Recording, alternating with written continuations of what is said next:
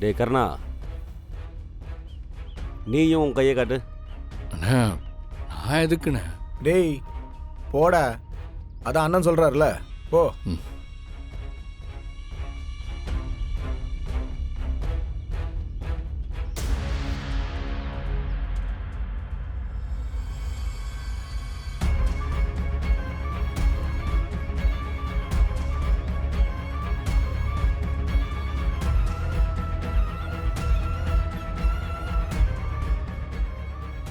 தம்பி, உன் ஆயுள் ரேகை ரொம்ப கெட்டியா இருக்கு.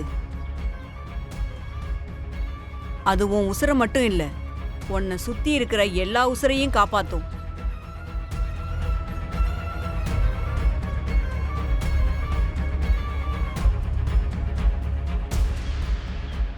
அம்மா அதெல்லாம் இருக்கட்டும், நீங்க அவர் கையை பார்த்துட்டு கல்யாண வாழ்க்கை எப்படி இருக்கும்னு சொல்லுங்க.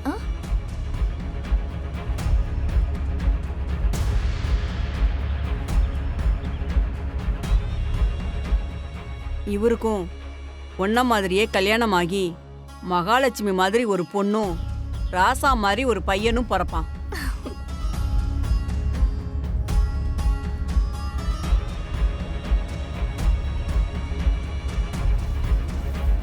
டேய் கர்ணா, ஆத்தா வாக்கு எப்படி இருக்குன்னு பாத்தியா? ஒரு 6 மாசம் கழிச்சு உனக்கும் போனாவுக்கும் கல்யாணம் ஆகி 2 பேரும் சேர்ந்து ஒரு ஆண் குழந்தையும் பெண் குழந்தையும் பெத்துக்க போறீங்க. ஆத்தாவை சொல்லாம சொல்லிட்டாடா.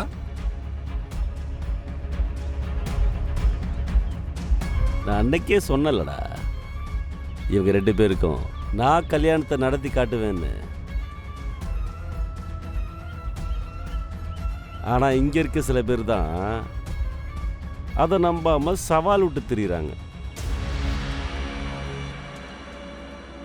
அது தப்புன்னு தெரியறதுக்கு ரொம்ப காலம் இல்லை, வெறும் 6 மாசம்தான். அக்கா இதெல்லாம் மூட நம்பிக்கைக்கா. இந்த காலத்துல இதெல்லாம் நம்பிக்கிட்டு இருக்கிறது முட்டாள்தனம். இதை மட்டும் வச்சுட்டு யாரும் எந்த முடிவும் எடுக்க வேண்டாம்னு சொல்லுங்க. இந்தம்மா பார்த்து பேசு, எது மூட நம்பிக்கை? நீ என் ஆத்தா வாக்கையே பழிச்சு பேசுறியா? உனக்கு அவ்வளோ சந்தேகம் இருந்துச்சுன்னா உன் கையே கொடு, உன் மொத்த ஜாதகத்தையும் ஆத்தா புட்டு புட்டு வச்சிருவா. எனக்கு இதுலலாம் நம்பிக்கை இல்லை. அட உன் கையை கொடுமா, அதுக்கப்புறம் நான் சொல்றது உண்மையா இல்லையான்னு உனக்கே தெரியும். வா போ.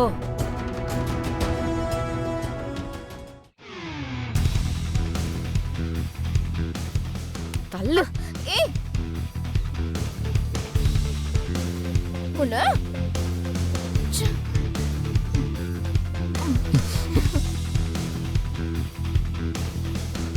உன் ரேகை என்ன சொல்லுதுன்னு நல்லா கேட்டுக்கோ. உன் கைரேகைப்படி உனக்கு அம்மா இருக்காது. உன் கூட பிறந்த பிறப்பு ஒன்னே ஒண்ணு, அதுவும் பொண்ணு. நீ எப்பவுமே உன் சொந்த கால்ல நிக்கணும்னு ஆசைப்படுவ.